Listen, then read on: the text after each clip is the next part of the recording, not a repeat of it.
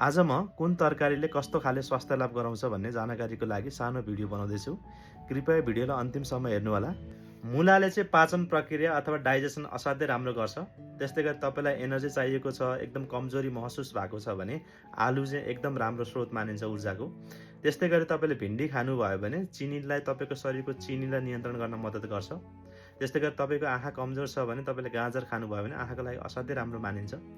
तपाईँलाई एकदम मोटोपन फिल भइरहेको छ, तौल घटाउनु छ भने तपाईँले लौका खान सक्नुहुन्छ। लौका एकदम तौल घटाउनलाई मद्दत गर्छ। त्यस्तै गरी गोलभेडा चाहिँ मुटुको लागि असाध्यै राम्रो मानिन्छ। बैगन अथवा भेन्टा भन्छ, जुन चाहिँ तपाईँको कोलेस्ट्रोलको लागि असाध्यै राम्रो मानिन्छ। त्यस्तै गरी तपाईँको धनियाँले चाहिँ तपाईँको शरीरलाई स्वस्थ राख्न अथवा सफा राख्न मद्दत गर्छ। अर्को भनेको अदुवा छ।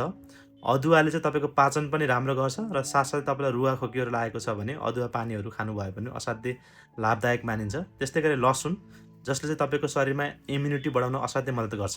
त्यस्तै गरी पालुङ्गोको सागहरू खानुभयो भने तपाईँको शरीरमा रगत एकदम राम्रो बनाउन सहयोग गर्छ। दहीले चाहिँ तपाईँको पेटमा राम्रो ब्याक्टेरियाहरू बढाउँछ, जसले गर्दा खाना पचाउन मद्दत गर्छ। त्यस्तै गरी तपाईँले करेला खानुभयो भने सुगर भएको बिरामी र प्रेसर भएको बिरामीको लागि राम्रो मानिन्छ। भाइटामिन सीको सबभन्दा मुख्य स्रोत भनेको कागतीहरू हुन्छ। त्यसैले कागती खानुभयो भने भिटामिन सी बढ्छ।